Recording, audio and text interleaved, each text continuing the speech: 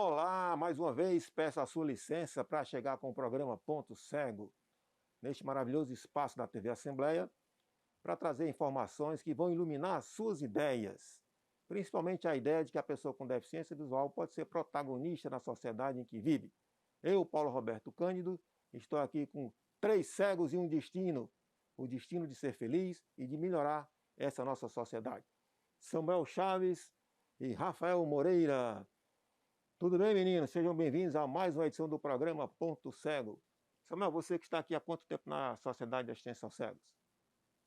Professor, há 6 anos, né, que eu estou aqui na instituição. Foi aqui onde eu coloquei novamente minha vida nos trilhos. Eu estava totalmente desacreditado de futuro, achava que eu não podia mais fazer nada, não poder conseguir nem conquistar nada. E todos aqueles meus projetos, sonhos tinham ido por água abaixo. Quando eu botei os pés aqui na instituição, foi um momento assim inesquecível para mim. O acolhimento dos funcionários, ver outras pessoas com deficiências superando as suas atividades diárias dentro do lar, isso me motivou, né, a não desistir e começar a ter, né, essa possibilidade de fazer coisas em casa, né, aprender a fazer uma alimentação só, fazer algumas atividades em casa que eu sempre dependia de outra pessoa, aprender a ler novamente usando a ponta dos dedos e usar o smartphone, teatro e todas as atividades que a instituição disponibiliza. Eu consegui me engajar e hoje eu me sinto assim uma outra pessoa com autoestima elevada, Paulo. Eu e o Rafael Moreira. Tudo bem, Rafael? Tudo Estou bem. observando que você está aí com a farda da instituição. Me fala sobre a sua vida, a sua chegada aqui na instituição e quanto tempo você passou para compreender isso que o Samuel acabou de falar para a gente. Bom, eu quero agradecer aqui por estar aqui. Estou na instituição há mais ou menos há um mês, né? Demorou muito tempo para eu tomar essa iniciativa, né? Passei três anos isolado digamos que da sociedade. Pensava que não tinha mais jeito, né? Recebi o meu diagnóstico de cegueira como se estivesse recebendo uma sentença de morte. Para mim era como se a vida tivesse acabado ali, né, exatamente naquele dia. Mas tomei a iniciativa, conheci o Instituto Dr. Hélio Góes e hoje faço parte dessa família que me recebeu super bem. Hoje eu me sinto como, faço a palavra do Samuel as minhas, me sinto bem acolhido.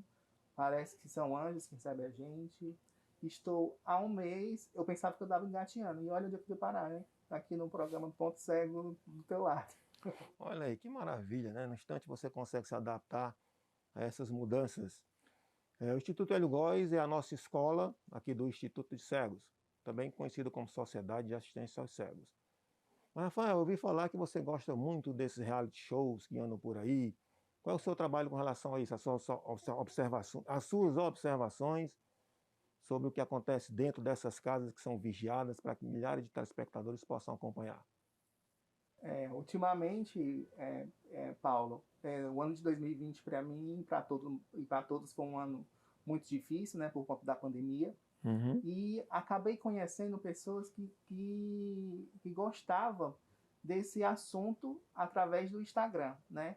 Mesmo não enxergando lá, cutucando o celular, não tendo acesso a muita acessibilidade, mas eu consegui entrar em uma live e onde nessa live eu fiz vários comentários sobre o reality show, né, que passa na TV, e acabei agradando o público. Quando foi esse ano, eu recebi o convite para ser comentarista e estou até hoje fazendo comentários, né, bem relevantes, né, e assisto esse programa, acompanho, e hoje eu sou bem aceito na internet, tenho vários seguidores, né, quase 10 mil no meu Instagram, e tenho pessoas que me acolhem como eu sou, né, e é isso. Já que o Rafael falou em comentários, né, Samuel? Vamos fazer comentários a respeito de um bom diagnóstico oftalmológico, para que o médico consiga logo identificar, né, se a pessoa tem realmente uma deficiência visual, ou se os sintomas que ele está apresentando é uma virose, ou é outra coisa que o médico ainda não descobriu. Sim mesmo, viu, Paulo? É super importante o diagnóstico. Quanto mais cedo, né? Quanto mais precoce for um diagnóstico, para fechar logo, para a pessoa tomar medicações, entrar em um tratamento, né? Existem doenças que causam sintomas parecidos, então, se o médico fechar um diagnóstico, isso vai ajudar bastante na evolução, né? De uma melhora. Você concorda com isso, Rafael? Sim, concordo plenamente. Isso eu posso até ser o exemplo desse caso, né? Eu me considero vítima em relação a isso, porque o meu diagnóstico ele foi muito lento e eu vim perdendo a visão gradativamente, né? Sentia grandes dores de cabeça, sempre era atendido em emergências por várias vezes, mas não fazia um exame específico. E até então que conheci um oftalmologista que, através desse oftalmologista, de uma consulta de rotina, ele me sinalizou e que eu deveria procurar um especialista, um neuro no caso, e foi aí que eu descobri que eu tinha problemas na minha cabeça, que no caso eu tive uma trombose, né? Uhum. Que veio acarretar a perda da minha visão por lesionar o nervo óptico. E se tudo tivesse resolvido em curto prazo, precocemente, assim, eu acho que eu não teria perdido tanta visão como eu perdi hoje. Muito importante o depoimento do Samuel e do Rafael. Por isso que eu vou chamar para vocês agora uma entrevista que eu fiz com a doutora Bárbara Reis, oftalmologista, especialista em retina, aqui do Instituto de Cegos. Vamos lá? Hoje eu quero conversar com a doutora Bárbara Arraes, né, especialista em retina aqui do Instituto de Cegos. E o nosso papo vai ser bastante interessante porque as pessoas precisam saber do que vamos conversar aqui, as informações que irão fluir nesse nosso bate-papo. Seja bem-vinda, doutora Bárbara, ao nosso programa Ponto Cego. Obrigada pelas boas-vindas, professor Paulo. E vamos conversar um pouquinho, então. Verdade. Vamos começar discutindo sobre se há diferença entre a patologia ocular ou um defeito na visão, como, por exemplo, a gente sabe que a visão ela se forma em cima da retina, sobre a retina, né? E existem algumas dificuldades que as pessoas têm, porque essa imagem ela pode se formar, às vezes, antes da retina, acredito que é no caso da miopia, e após a retina, no caso da hipermetropia, né? Miopia e hipermetropia são defeitos visuais ou são patologias oculares? Bom, a miopia e a hipermetropia são defeitos refracionais que a gente vai corrigir com as lentes corretoras, sejam óculos, sejam lentes de contato, e com a correção desse problema refracional, o paciente é para obter a visão normal. Ele não vai obter uma visão normal, que a gente considera o 20/20, se ele tiver algum problema, ou seja, alguma opacidade de meios, uma catarata, seja algum defeito na retina, relacionado a diabetes, relacionado a uma distrofia, seja alguma outra causa que ele não tenha desenvolvido a visão, mas se o paciente tiver apenas um defeito refracional, ele deve enxergar com o uso das lentes corretoras. Olha, as pessoas escutaram muito já esse termo 20/20, visão 20/20, né? Será que é quando a pessoa tem 20 anos ou 20 mais 20 quando tiver 40? Explica um pouco para a gente, doutora Bárbara, o que é essa questão desse 20/20 e como é que o médico utiliza para fazer esse diagnóstico, né, dessa avaliação técnica. Certo. Existe uma escala padrão onde a gente mede o 20/20, que seria o paciente sentado a 6 metros ou 20 pés, onde a gente projeta as letras e ele consegue ter aquela visão. Que ficam em pé, uma deitada. Na minha época era a escala de Snellen, né? Isso, tem Snellen, tem o ETDRS, tem vários tipos de escala, mas aquela escala ali ela é padronizada para a distância do paciente. Se for projeção, mesmo que o paciente esteja sentado a menos de 6 metros, ela vai estar corrigida para ele poder enxergar o 20/20. Então em cada linhazinha daquela, de acordo com o tamanho da letra, vai indicando que o paciente está enxergando ali, o médico já passa para outra linha, né? Até chegar na escala que ele consegue. Isso, a gente vai reduzindo à medida que ele vai conseguindo responder e a gente vai vendo que está tudo legal. E é muito importante informar para os nossos telespectadores que esse diagnóstico caracteriza, né, a cegueira legal, né, a cegueira, se a pessoa realmente vai ter um direito, né, em relação àquela cegueira. Sim, esse é um dos critérios. O outro critério seria um defeito no campo visual. O paciente que só enxerga central, que teria uma visão, digamos, tubular, ele não tem esse campo visual nem próximo dele. Isso também é um critério que categoriza ele como portador de cegueira legal. A senhora falou em visão tubular. Daqui a pouco iremos conversar com a professora Cláudia Aquino, que vai demonstrar o que significa uma visão tubular, mas já aproveitando a presença da doutora Bárbara aqui entre nós, como é a visão tubular, como é a visão periférica, como é que é uma visão com maior ou menor acuidade central, da mácula, enfim. A retina, ela é igual para todo mundo? Não. Vamos falar um pouquinho, então. A principal patologia que causa ao paciente uma visão tubular seria o glaucoma, certo? À medida que o paciente vai progredindo no glaucoma, que vai aumentando o dano na camada de fibras nervosas dele e aumentando a escavação do nervo, o principal fator, inclusive, que a gente usa para controlar isso seria a redução da pressão intraocular. Então, à medida que isso vai acontecendo, o paciente vai perdendo o campo visual periférico. Então, é uma doença lentamente progressiva fechando, né? E vai havendo a constrição do campo mesmo. Uhum. E muitas vezes o paciente só percebe que está doente quando começa a bater nas coisas, exatamente por não ter dor, por ser lentamente progressivo. Não é uma doença que ele vai dormir enxergando tudo e acorda vendo dessa maneira. Ele simplesmente vai progredindo.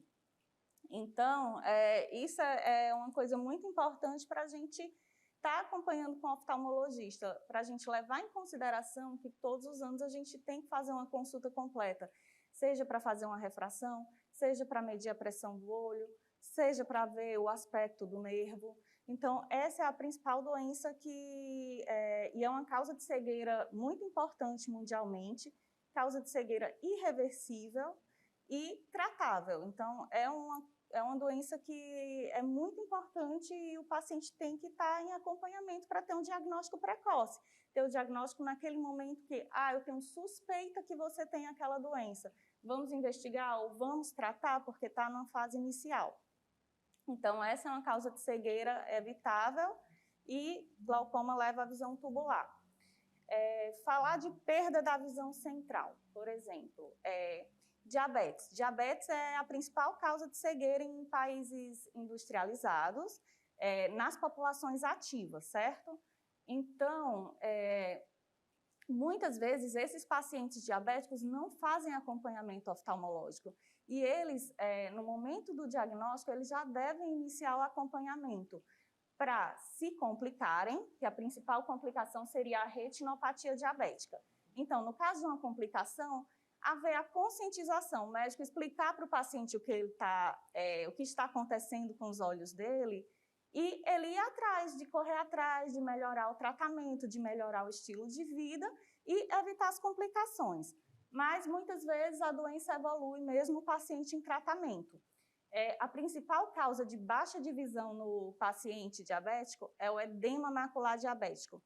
Esse edema macular significa um inchaço na retina. Esse inchaço na retina acomete o centro da visão e isso causa uma baixa de visão central muito importante. Então, o paciente sente logo. Uma coisa importante também é que muitas vezes o paciente já tem a baixa de visão no olho, não percebeu porque o outro olho está compensando e quando baixa a visão no outro olho, que ele procura atendimento. Então, a gente fica com um olho gravíssimo para tratar e o outro olho já complicado para tratar. E a gente pode recorrer, sim, a tratar esses olhos, seja com as injeções de medicação antiangiogênico para tratar o edema macular, seja com fotocoagulação a laser, se for uma retinopatia diabética proliferativa, ou até vitrectomia, que a gente tem aqui no serviço, o tratamento para descolamentos de retina tracional, ou hemorragia vítrea, que é quando acontece realmente uma hemorragia que turva totalmente a visão. Então, a gente dispõe desses tratamentos. Porém, o ideal seria pegar os pacientes no momento precoce, que eu pudesse orientar e dizer, olha, você tem a retinopatia, o que é que a gente pode melhorar na sua vida? Vamos fazer um tratamento em conjunto, eu, o paciente, o endocrinologista, porque é uma via de mão dupla. O oftalmologista sozinho, nesses casos, não consegue agir totalmente sozinho, depende muito da resposta do paciente. Então, eu acho que é isso, difundir informação que a pessoa precisa procurar o atendimento do oftalmologista. Doutora Bárbara, vamos simular que agora eu seja um parlamentar brasileiro. Estou conversando aqui com um oftalmologista, que está me dizendo, né, que a diabetes é algo que tem trazido bastante cegueira no nosso país, provavelmente no mundo também. Então, eu, como parlamentar brasileiro, poderia criar um programa, um projeto, para que as pessoas tivessem essa consciência cada vez mais cedo, de olhar como é que está a taxa de glicose no seu sangue, em qual momento um pai, um jovem deve se preocupar e deve procurar sempre fazer o exame laboratorial, clinicamente, todos os anos, quem sabe, 6 em 6 meses, 2 em 2 anos, acompanhar essa taxa de glicose, porque a diabetes, para quem não sabe, tem trazido muitos casos de cegueira, não é isso, doutora? Isso, diabetes é uma causa importante de cegueira e é uma doença com incidência crescente mundialmente, devido ao sedentarismo, aumento da obesidade, mudanças alimentares, alterações no ritmo de trabalho, no ritmo de vida. Então, tudo isso, falta de exercício físico, então tudo isso faz com que tenha aumentado a incidência. Os principais acometidos são as pessoas depois de 40 anos. Então, seria importante, sim, a rotina de examinar esses pacientes. E depois de um diagnóstico, seria importante a rotina de um tratamento adequado. Tratar não é só tomar o remédio, tratar é saber que o tratamento está dando certo, que eu estou tratando, que minha glicemia está controlada, que eu procurei me alimentar melhor, que eu procurei me exercitar, para que essa doença não evolua. Muito na rotina do nosso serviço, a gente encontra pacientes diabéticos há muitos anos e a primeira vez que procurou o oftalmologista foi depois de complicar. Então, a gente fica diante de 2 olhos complicados para tratar. E a gente tem que conscientizar a população que o exame oftalmológico faz parte da rotina do paciente diabético, para que a gente possa evitar complicações ou, se houver as complicações, para que a gente possa tratar adequadamente, tratar no momento em que a gente possa reverter o quadro e possa controlar o quadro, na verdade, e proporcionar alguma visão para o paciente. Inclusive, eu quero até reforçar algo que eu tenho escutado há bastante tempo, algumas pessoas defendendo a necessidade da criação aqui no Ceará de um hospital para o diabético, um hospital especializado em tratamento da diabetes. Porque às vezes o paciente está no grande hospital e às vezes o setor que trata exclusivamente da diabetes está sem condições de dar um melhor atendimento, né? Então fica aí a ideia para os nossos deputados, nossos gestores, vamos pensar na viabilidade desse hospital para os diabéticos. Doutora Bárbara, mas a retina também às vezes pode levar a pessoa a ter uma baixa visão, né? A pessoa não vai chegar a se tornar totalmente cega, mas vai estar com a baixa visão. Quais são as principais doenças que levam a essa baixa visual? Doenças que levam a baixa de visão, alta miopia. Pacientes automíopes devem também se preocupar em todo ano passar numa consulta, numa avaliação completa, para que, se eventualmente houver alguma patologia a ser tratada, ele possa tratar antes de uma complicação. Por exemplo, o automíope, ele costuma ter a retina mais fina, porque o olho é um dos motivos da alta miopia, é o aumento o crescimento axial do olho. Então, é um olho maior, é um olho com a retina mais fina, é um olho com a retina mais frágil. Então, ele passando na consulta oftalmológica anual, o médico muitas vezes pode solicitar um mapeamento de retina, ou de rotina, ou a partir de queixas pré-existentes, e avaliar se tem alguma degeneração periférica ou alguma rotura tratável para ser tratado antes que haja um descolamento de retina, ou se de repente ele forma uma membrana neovascular no olho. Porque, como eu disse, muitas vezes o paciente continua enxergando por um olho perfeito e tem a baixa de visão no outro olho e não percebe, porque um compensa o outro. Então, se de repente surge algum problema que possa acometer a visão central, a gente possa também diagnosticar precocemente e tratar esses pacientes. No caso das distrofias de retina, hoje ainda não temos muitos tratamentos, mas é importante que a gente acompanhe esses pacientes, acompanhe o desenvolvimento da doença, ensine eles a conviverem com a doença. E existem tratamentos promissores, porque a terapia gênica tem crescido muito, existem muitos estudos e é uma área que eu acredito que vai crescer muito mundialmente. Muito obrigada a todos. A mensagem que eu queria deixar é a mensagem de conscientização, é de procurar o oftalmologista para uma consulta, para acompanhamento, para ter diagnóstico precoce. Muitas vezes a gente acha que só tem que procurar o oftalmologista se não estiver enxergando bem, mas nosso diagnóstico é muito além de um óculos de grau. É uma avaliação muito mais ampla. O olho é uma estrutura muito complexa. Então, a gente examina a retina, a gente examina nervo, a gente vê pressão do olho, a gente examina a córnea. E muitas vezes existem muitas doenças que são tratáveis e que merecem ser tratadas para que a pessoa possa ter uma vida normal, enxergando bem e envelhecer bem.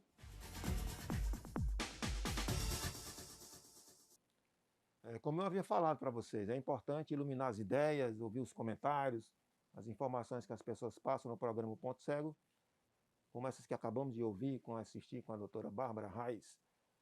E nesse programa de hoje teremos também esporte e inclusão, né, que após o intervalo vocês conhecerão o judô adaptado para pessoas com deficiências visuais. Não saiam daí, a gente volta já já.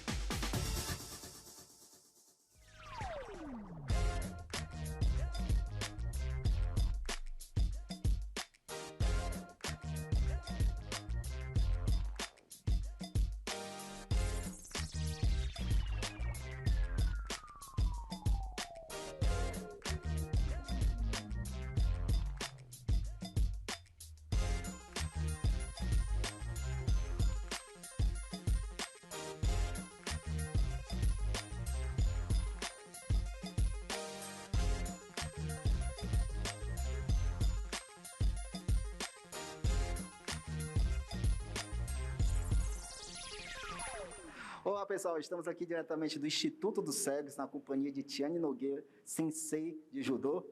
E Tiane Nogueira, formada em educação física, né? Tem licenciatura, tem bacharelado, e ela é um exemplo, né? E é uma referência em todo o estado do Ceará no esporte adaptado, né? E aí, Tiane, tudo bem? Tudo bem, Samuel. É um prazer estar aqui. Tiane, me diz aí, como foi que surgiu essa ideia de trabalhar com pessoas com deficiência?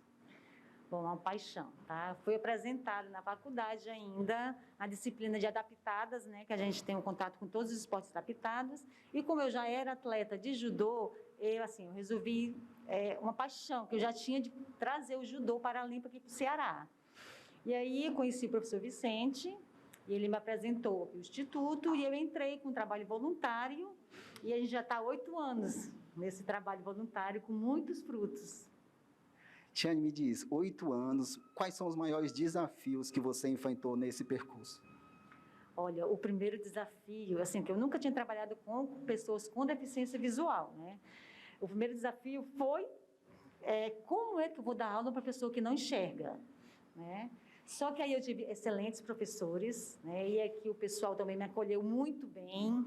E eu fui pegando as dicas e tudo aquilo que eu sabia de judô, eu fui adaptando, né? E deu certíssimo.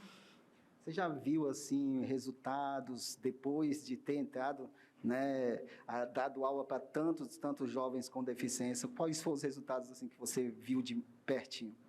Olha, nós colhemos muitos resultados, certo? Crianças que começaram aqui no judô, hoje foram convocados para a seleção brasileira, né? Crianças que começaram aqui numa brincadeira de judô, numa brincadeira de futebol, hoje foram convocados, estão em outros estados, através do esporte, elas venceram na vida. E muda, o que o judô traz de benefício para o dia a dia de uma criança com ou sem deficiência?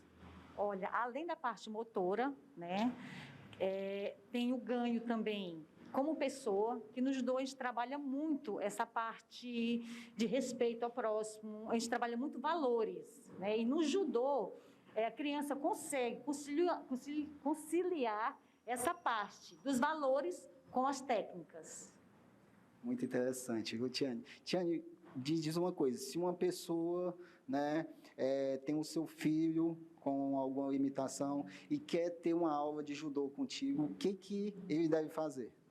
Olha, ele procura o Instituto dos Cegos, tá certo? E escreve a criança e a gente começa. Simples. Eu amo o que eu faço, então tudo se torna bem mais fácil. Então, quando a gente faz o que ama, né, as coisas fluem.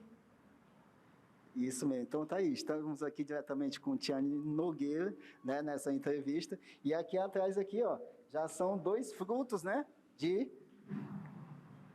daqui das aulas que ela dá. São 2 alunos aqui. Quem são eles? Nós temos o Alisson, né, que é campeão brasileiro no Escolar Vem Cá, Alisson. Ele foi campeão brasileiro agora nas Paralimpíadas Escolares que aconteceu em São Paulo, em novembro do ano passado. E ele foi em primeiro lugar. Trouxe para a gente a medalha de ouro, fruto aqui do Instituto dos Cegos. Né, Alisson? E aí, Alisson, o que você, assim, me diz? Qual foi a sensação de trazer uma medalha? Começou aqui, trouxe essa medalha aqui para o estado do Ceará. O que você sentiu no dia que foi receber lá no alto topo, né, do pódio? Muito orgulho, muito orgulho. Eu não sei escrever, mas foi muito orgulho que eu senti.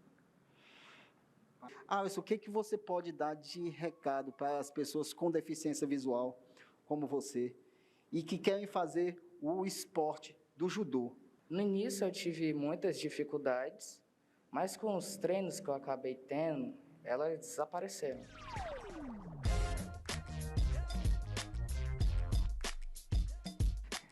Acredite nos seus sonhos, você um dia vai chegar lá, certo? Confie, tenha fé em você mesmo, tenha fé em Deus.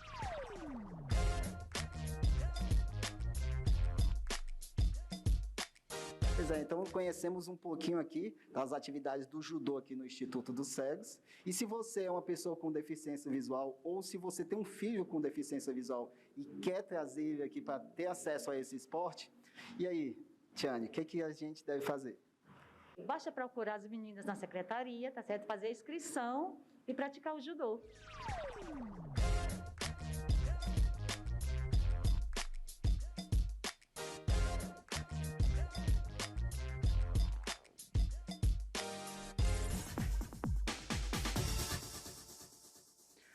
Pedindo licença aqui ao Paulo para continuar um bate-papo aqui com a Tiane e o Rafael. E aí, Rafael, tudo bem?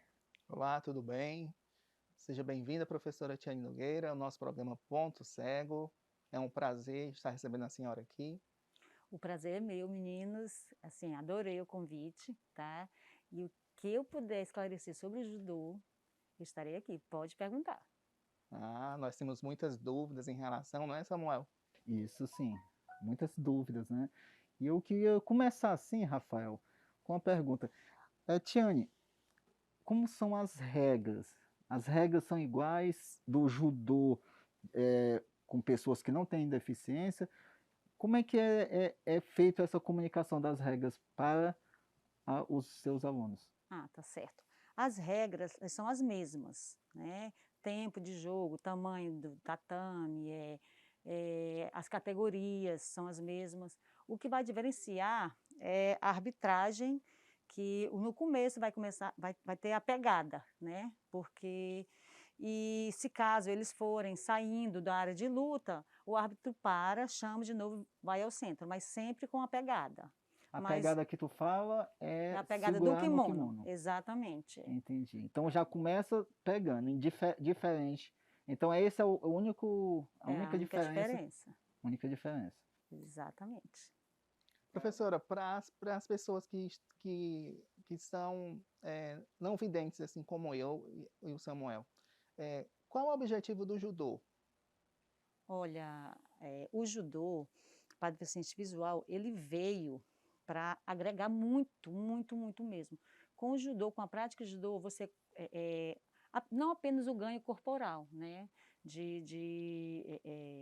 espaço, orientação espacial, orientação, mobilidade, tudo isso. Ele veio para te dar uma força, entendeu? Ele vem como um esporte que inclui, tá? Você se torna mais independente, você tem um conhecimento corporal melhor, tá?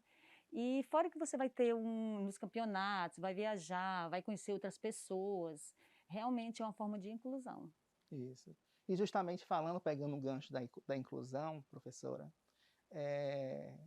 eu quero parabenizar a senhora por ser uma mulher, né, por estar integrada a um esporte que é basicamente, entre aspas, masculino, né, que foi por muito tempo, durante as Olimpíadas, se não me engano, depois de décadas, foi ingressada nos Jogos Paralímpicos. E eu queria saber como é isso. O judô é um esporte acessível para todos? O judô é um esporte acessível para todos, né? Quem tiver vontade de praticar, será muito bem-vindo. Não importa se enxerga, se não enxerga, entendeu? E respondendo a primeira pergunta sua, realmente o judô é um esporte que a gente vê mais homens, né? E não foi fácil a inclusão da mulher nas Paralimpíadas. Primeiro os homens foram, ganharam, aí acho que umas 2 Olimpíadas depois que houve o ingresso das mulheres. Hoje em dia o quadro está quase igual, né? Inclusive tem muitas medalhistas femininas, como também os masculinos, né? É isso aí. Se eu te perguntar, Tiane, assim, voltando um pouquinho, a gente falou aí sobre as regras que são as mesmas, né? Só muda aí a pegada. Tu falou na tua resposta sobre categorias. Me conta, como é que é? Que categorias são essas? É a faixa, como é no judô tradicional? O judô paralímpico, que categorias são essas? No judô paralímpico, toda e qualquer modalidade tem a classificação para tornar o esporte mais justo. Justo de que forma? Eu não posso colocar uma pessoa que não enxerga nada, lutar com uma pessoa que já tem uma percepção de luz, de pegada, de kimono, entendeu? E aí a classificação visual ela veio para deixar tudo mais justo. Antigamente era B1, B2 e B3. Hoje em dia já mudou para J1, J2, né? Aonde o J2, que é aquele que não enxerga nada, né? Só vai lutar com pessoas que também não enxergam nada. E o J1, que já tem uma percepção de luz, de pegada, vão lutar entre si. Antigamente não era assim. Eles lutavam entre si, o B1, B2 e o B3. Hoje em dia houve essa separação. Professor, em relação a isso que a senhora falou, B1, B2, B3. B1, B2, eu só conheço os bananas de pijamas, né? Que era um desenho, não sei se a senhora lembra, é uma série infantil com 2 bananas de pijama, mas uma parte a parte, me desculpa aí, gente, mas... e eu queria saber um pouco sobre essas siglas, o que elas significam? O B. Tem de Blade. Blade quer dizer? Cego. Cego, Então, digamos que temos 3, como a senhora falou, B1, B2, B3, nós temos 3 categorias, né? 3 categorias. A senhora pode exemplificar para a gente, por favor? Pronto. O B1 é aquele que não enxerga nada. Certo. Tá? Aí o B2 ele já tem uma percepção de luz. E o B3 ele consegue, a 1 metro, a 1 metro e pouco, já distinguir uma figura. Se é homem, se é mulher. E aí achávamos que ficava muito desigual a luta, porque não tinha essa separação, B1 só com B1. Aí era B1, tanto com B2, com B3, entre si, né? Aí o comitê achou por bem renovar essa classificação, tornar mais justo ainda, né? Aonde agora já não é mais B1, B2 e B3, é J1, J2.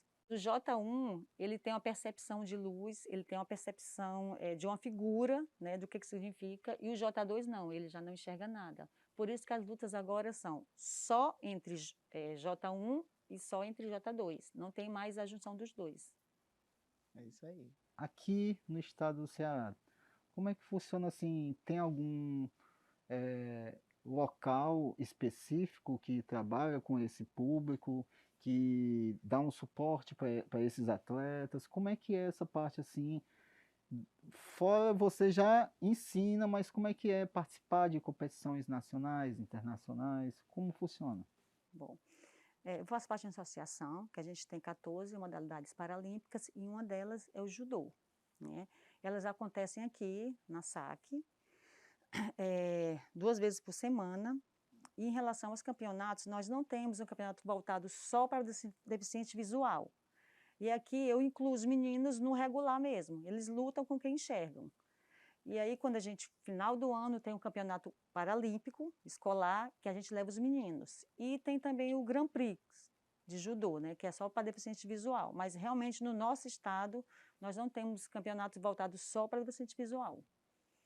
E aí eu não tenho como deixar eles de lutar, eu incluo no regular, nos campeonatos daqui mesmo.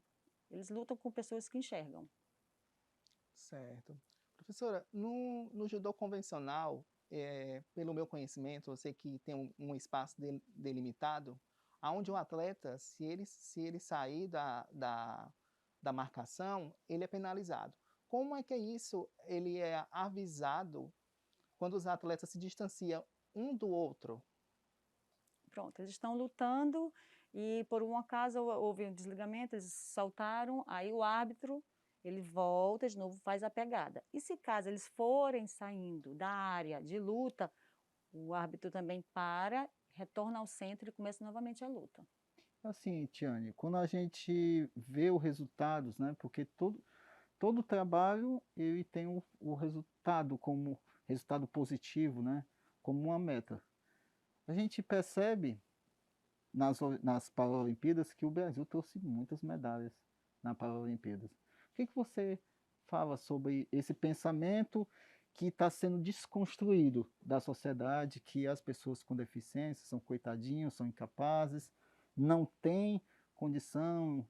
E quando nós vemos atletas trazendo medalhas, participando de competições, o que você me fala sobre esse ponto? Olha, você tocou num ponto maravilhoso, porque antes era totalmente desconhecido, né, os Jogos Paralímpicos. Eu escutava muito dos Olímpicos, que trouxeram medalhas e tal e tal.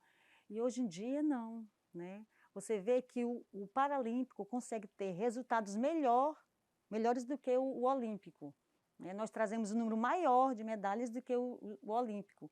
Nós chegamos à 8ª posição agora, né, no Japão. A nossa pretensão é chegar até o 6º lugar.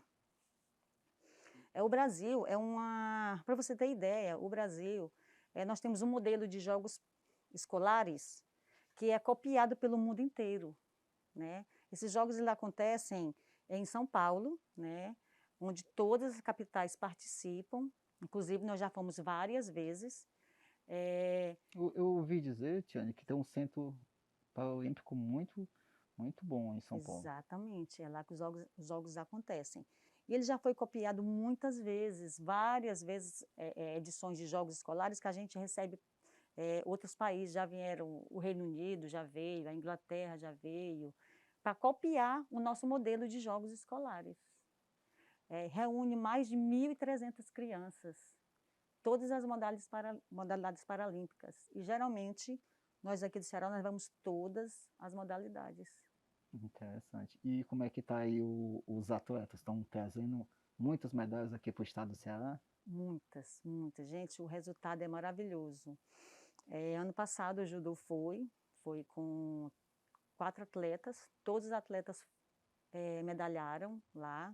Foi um resultado maravilhoso, não só no judô, mas em todas as modalidades, basquete, vôlei sentado, natação, todas as modalidades trouxeram medalhas.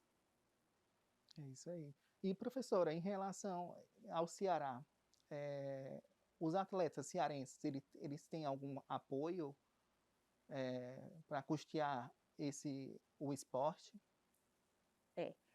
Nós temos bolsas, né? Bolsas esportes, que para eles pleitear essas bolsas, eles têm que estar entre os 3 primeiros no Brasil, né? E muitos deles têm a bolsa esporte.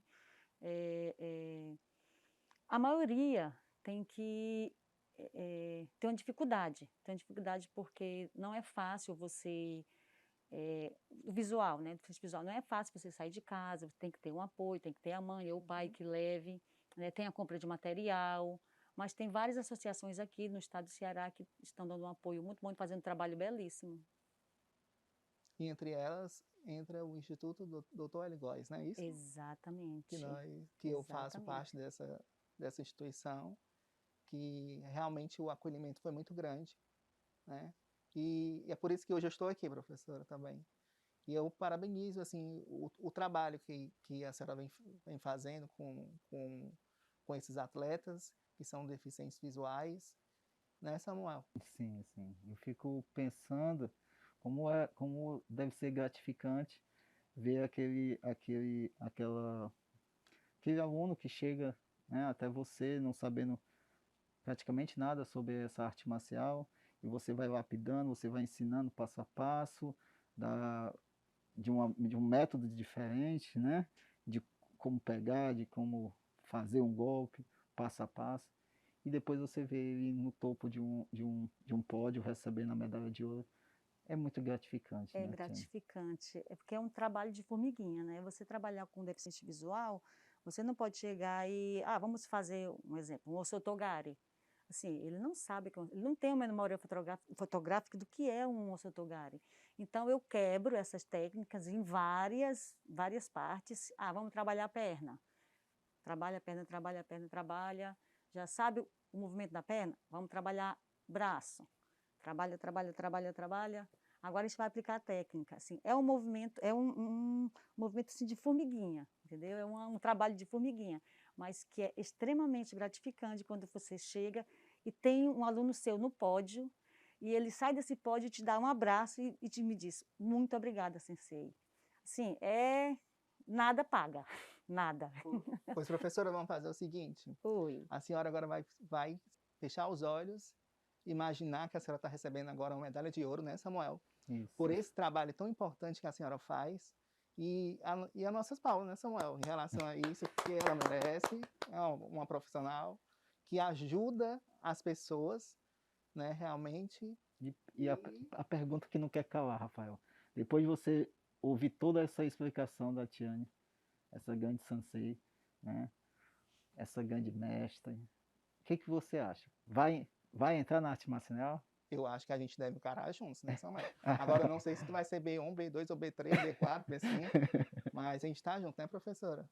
Estão mais do que convidados, tá? E eu garanto, que eu ensino bem direitinho. E quero ver vocês em cima no pódio lá ainda, gritando meu nome. Valeu, sensei! Muito obrigado, professora Tiane, e quero ver você junto com seus alunos em 2026 lá em Paris. Porque Paris é bem ali, como diz a logo, né?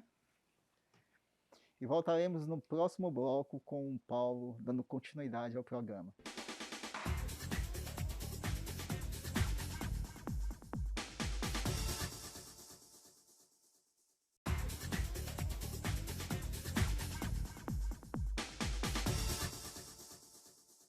Conforme havíamos falado no início do programa, aqui as ideias serão iluminadas, não é isso, Samuel, Rafael? 80% das nossas informações são através dos nossos olhos físicos, né? Só que quando a gente fica cego, né, Samuel, a gente percebe que a gente amplia essa visão. O que você acha disso? A sua cegueira lhe trouxe essa visão maior em relação ao mundo, a você mesmo?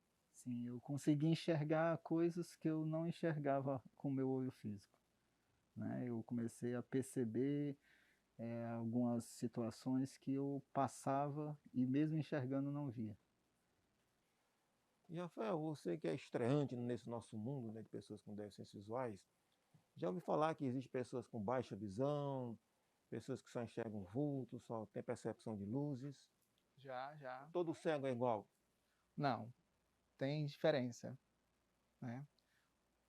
Como disse a professora, né, por categorias.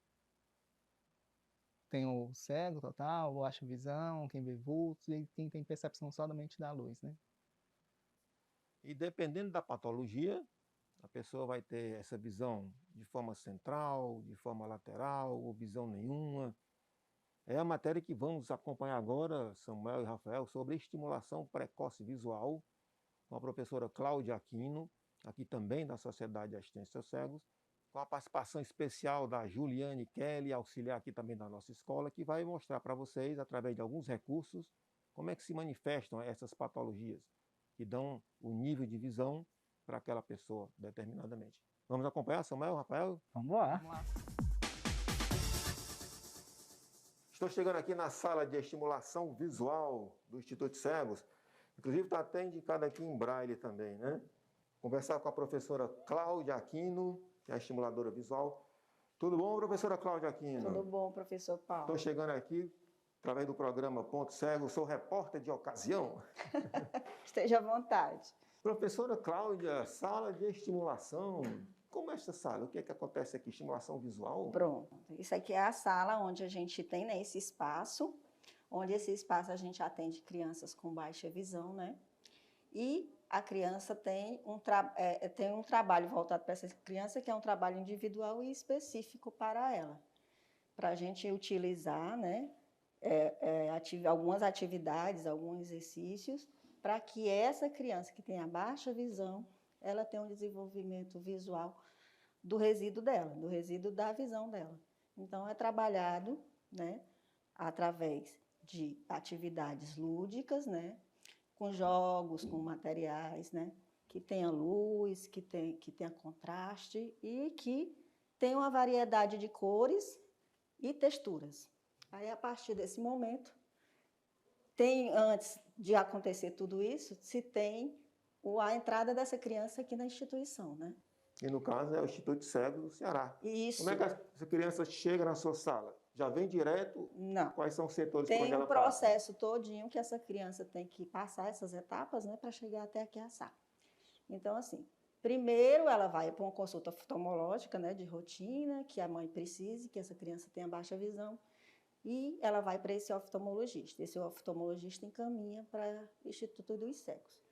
Aqui para a instituição, né, para a Sociedade de Assistência aos Cegos. Então, o que acontece? Entra primeiro pela serviço social, pela a Cláudia, né? Então, assim, é feito esse contato com a Cláudia marca essas avaliações que são feitas todas as sextas-feiras pela equipe multidisciplinar aqui da prevenção, né? Que essa sala de estimulação fica no setor de prevenção, né? Prevenção à cegueira. E aí, a partir desse momento, quando a Cláudia marca, aí marca o dia e o horário, né, que vai ser atendida essa criança, e aí a equipe multidisciplinar atende essa criança. Mas primeiro ela chega lá na Cláudia, faz o prontuário bem bonitinho, a Cláudia encaminha para cá, e a gente se reúne, psicólogo, fono, TO e físio, e eu, estimuladora visual. E se essa criança precisar de todos esses profissionais, ela é atendida por todos os profissionais. Se ela for precisar só ou de TO, ou só de físio, ou de TO, físio e estimuladora visual, ela vai ter um atendimento de meia hora com cada profissional. Isso sendo uma criança externa, que a gente chama criança que não faz parte da escola. Se ela fizer parte da escola, ela é atendida também no horário dela, ou seja, em grupo, ou seja, individual. No meu atendimento aqui, eu atendo a criança individual, mas nos outros setores as crianças são atendidas tanto individual como em grupo, né? As crianças também, com outras crianças. Mais especificamente aqui no setor da estimulação, a criança vem e ela tem um horário de meia hora de atendimento. Aí o que é que acontece? Nesse percurso, né, que ela fez, que veio para avaliação lá da sala, né, que fica todos os profissionais e a gente monta essa avaliação e faz a anamnese, essa criança é marcado, se tiver vaga, né, porque às vezes a gente não tem a vaga, e essa criança vem e vai ficar sendo atendida. E nos primeiros momentos, né, eu faço primeiro uma avaliação, vejo o que a criança vai precisar, dependendo do diagnóstico que ela tenha, e é montado atividades para esse diagnóstico, né? Para essa criança com esse diagnóstico. Aqui eu coloquei alguns jogos, né, algumas coisas que a gente utiliza, né, alguns recursos que a gente utiliza na sala de estimulação visual. Dependendo do atendimento que eu vou fazer com a criança, do que eu quero trabalhar com essa criança, aí eu utilizo, né? Esse daqui foi confeccionado por mim, esse daqui, porque às vezes a gente tem recursos que a gente não encontra, né, fora, e aí a gente tem que dar uma organização e fazer, né, utilizando alguns recursos que a gente tem na sala e confeccionar esses recursos para que a criança seja trabalhada. Alguns são comprados, né? Aí a gente tem a questão de cores, né? A questão das cartelas de contraste, a gente tem a questão dos jogos, a gente tem as bolas, né?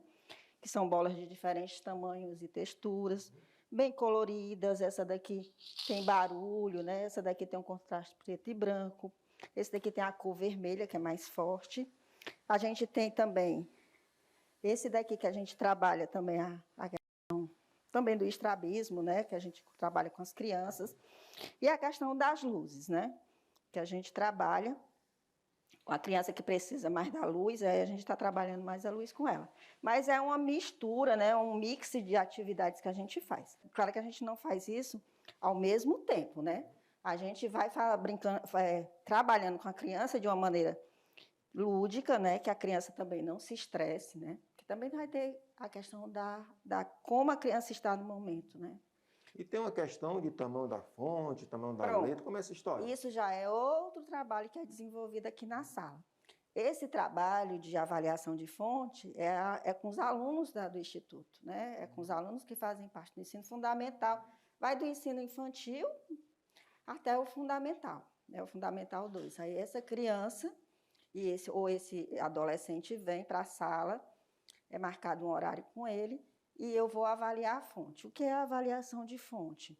É o tamanho, né, que esse aluno, que essa criança consegue enxergar a letrinha. Porque, dependendo da patologia dele, ele consegue enxergar uma letra menor, uma letra maior. Então, vai de acordo com essa avaliação.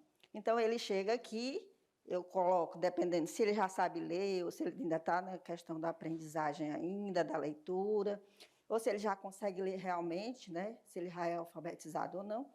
E aí ele vai para a mesa comigo e eu vou mostrando, né? E aí eu sempre dou uma olhadinha no prontuário para saber qual é a questão da patologia dele. Aí eu coloco, né, o livrinho, né? Geralmente eu uso, com crianças menores, eu uso palavras pequenas, frases curtas, mas com os maiores, que já têm idade para saber, né? Do Fundamental 2, eu já uso o quê? Eu já uso textos maiores. Então, essas crianças são avaliadas e a partir da resposta que ele me dá, né? Porque eu vou mostrando várias fontes, não é só uma fonte, ele vai e diz, professora, essa daqui eu consigo ver. Aí é aquela fonte que ele fica. Dependendo porque assim, além da fonte, né, do tamanho da letra, tem a fonte, que é aumentada, mas ela também está em negrito, né? Que é a letra é mais escura, né? Então, vai dependendo de como ele está conseguindo ver aquele texto e como ele está conseguindo ler. É muito importante que as escolas, né, observem bem se há necessidade do aluno ter uma ampliação da sua letra, do seu livro, da sua prova, para que a criança não tenha dificuldades no processo educacional. Eu tenho um dado importante para falar para vocês. Anteriormente, o Instituto Cegos chamava Instituto Cegos Dr. Hélio Góes Ferreira, que foi um grande médico oftalmologista. E com a estimulação precoce visual, né, professora Cláudia, Dr. Valdo, na época presidente da instituição, percebeu que as crianças estavam sendo tratadas para não chegar na cegueira, né? A estimulação visual, todo esse trabalho permitia que aquela criança não se tornasse cega. Então foi tirado, né, o nome Instituto de Cegos. Então hoje nós somos Instituto Hélio Góes, que é a nossa escola. E eu queria que você chamasse a Juliane para fazer a demonstração de um recurso que eu acho muito interessante na sua sala, que vai mostrar de que forma as pessoas enxergam o mundo de acordo com a patologia que ela foi diagnosticada. Pode ser? Juliane, tu vai usar, tá, esse óculos, que é a retinopatia diabética. Tá? Eu queria que tu andasse até ali. Colocou? Uhum. Olha para frente. Tá. E depois tu me diz o que tu sentiu. Qual é, assim, a impressão que tu tem quando uma pessoa com retinopatia diabética sente?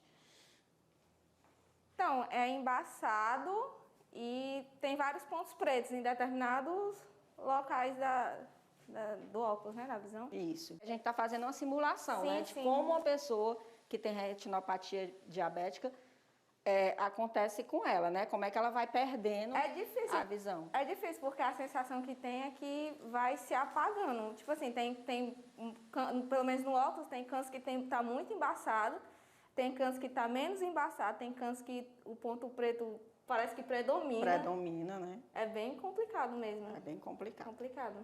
Agora a gente vai fazer a simulação dessa daqui, da retinose pigmentar. Tá. Certo? Onde a visão periférica já está Bem comprometida. bem comprometida e a visão central também está se comprometendo e tem bem pouquinho da visão central É pra mim andar também? para andar. Agora não tenta olhar para cima nem para baixo, porque a gente tem essa, como a gente enxerga, né? A gente tem essa questão de querer olhar para cima e para baixo. Olha só para frente, Tá. para tu ver como é que uma pessoa se sente. Também é difícil. É difícil. É, porque o ponto que dá para enxergar, ele é muito pequeno e ele é todo preto em volta, então, tipo, Pronto. perde A tua direção. visão periférica é perdida, né? Perde a noção dos lados. E a central está bem, bem comprometida pequena. também, Sim. muito. A sensação que eu tenho é como se eu tivesse caraoi, né, que chama, de vesgo. Sim. Dá essa impressão também. E se eu te colocasse para tu ler alguma coisa, vê se tu consegue ler aqui o que está escrito. Não consigo não, só se eu fechar um olho, aí sim, mas assim não, porque é como se tivesse um corte no meio. Um corte. Então não E se dá. tu aproximar? Aí piora. Piora? Acho Melhor se tu afastar. afastar. Agora vai ser a última simulação, tá Tá, certo? tá bom. Esse daqui é uma pessoa com catarata, tá certo? Certo. Que a vista já tá... Eu não vou dizer como é que a vista tá, não. Que a Você minha- coloca Sim. e aí você diz como é que você tá se sentindo. Você vai até lá de novo. Mesmo Isso aqui jeito- é com catarata. Essa daí é com catarata. Não é 100%, porque a gente está fazendo só uma simulação, tá certo? É ruim também. Tu vê como? Eu não consigo ver, tipo, o rosto da senhora nítida, eu não consigo ver. Eu consigo ver a luz. A senhora tá toda borrada pra mim. Pronto. É- Fica a visão toda embaçada. Embaçada. Né? Ótimo. É, bem embaçado. Também não é uma sensação boa, né? Não é boa. Não é boa. E como é difícil a questão da pessoa que tem alguma deficiência visual, né? O sofrimento que a Juliane enfrentou, agradecemos até a participação dela também, mostrando as dificuldades que cada doença traz para a visão das pessoas, né? Então, gostaria que você fique à vontade para deixar algum recado aí, para que as mães, os pais, os professores fiquem atentos, né, para quando diagnosticar alguma dificuldade que a criança ou o jovem possa estar apresentando.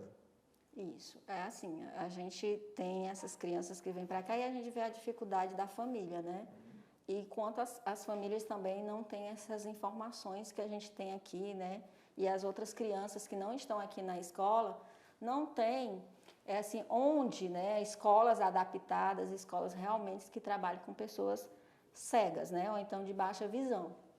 Então, assim, o pedido que eu faço, né? Que os nossos governantes olhem com outros olhos, né? Para essa população de pessoas com baixa visão ou pessoas cegas, né? Construindo mais escolas, né?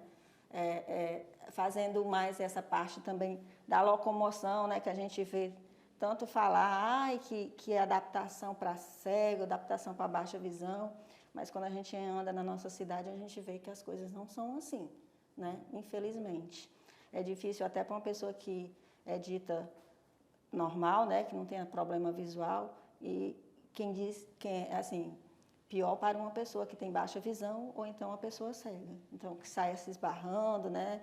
Na questão da locomoção. Então, assim, que haja melhoras, né?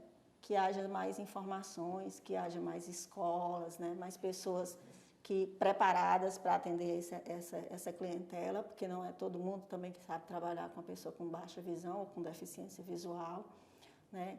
E aí a gente vê o tanto que está aumentando, né? O tanto de pessoas que está aumentando com problema visual, né? E que as pessoas se cuidem e que procurem um oftalmologista e que procurem, principalmente a Juliane olhou aí a questão da retinose pigmentar, nem foi nem tanto, mas a questão da diabetes, né? O quanto a diabetes está afetando as pessoas e as pessoas não se cuidam e acaba perdendo a visão por falta de descuido, né? Então, que essas pessoas tenham mais consciências, tanto a parte dos nossos governantes, como as pessoas mesmo, se cuidem, né? Se cuidem. Bom, eu sou Paulo Roberto Cândido, este é o programa Ponto Cego. A gente se encontra aí em outro lugar da cidade, em outro momento, mostrando a cegueira com outro olhar. Valeu, galera! Muito interessante, né, esta nossa matéria, mostrando as dificuldades visuais relativas às patologias, como retinose pigmentar, catarata, dentre outras. Você achou como essa matéria é importante? Divulgar para as pessoas. É uma informação essencial para que todos os amigos que estão assistindo aí, né, tenham acesso a essa informação, porque essas estimulações, né, ajudam tanto, né, o olho humano. Muito interessante, eu gostei. Olha, tem um fato bem interessante que aconteceu no metrô de São Paulo. O rapaz chegou com a bengala, né, entrou no metrô, aí cederam logo um lugar para ele se sentar. É assim que ele se sentou, ele pegou um livro, né, da sua mochila e começou a ler, né?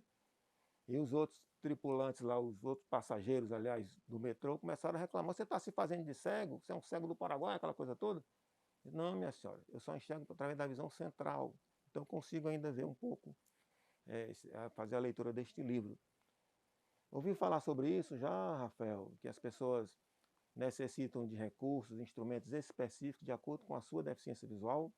Sim, e essa matéria eu achei super inovador, né?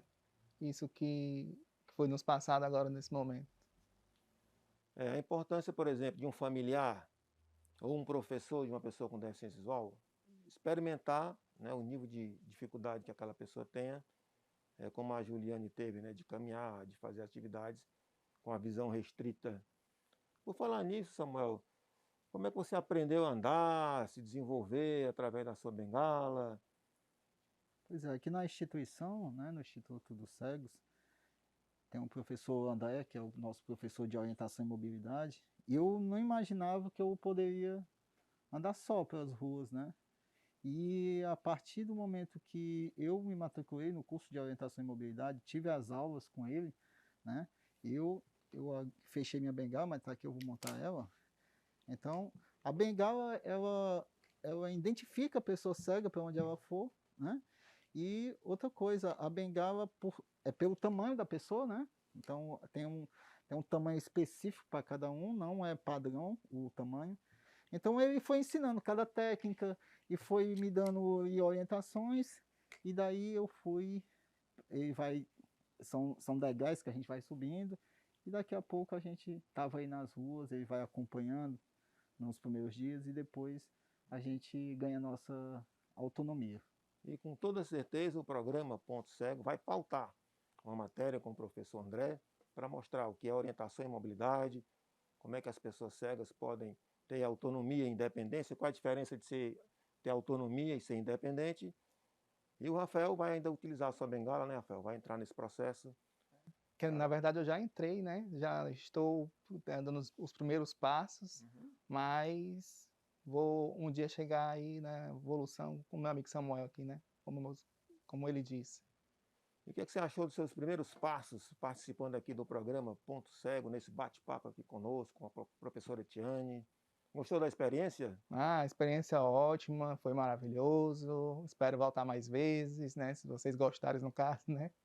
Mas foi muito bom, gratificante, e espero ter contribuído bastante, né? Para todos. E muito obrigado por me convidar. E você, Samuel?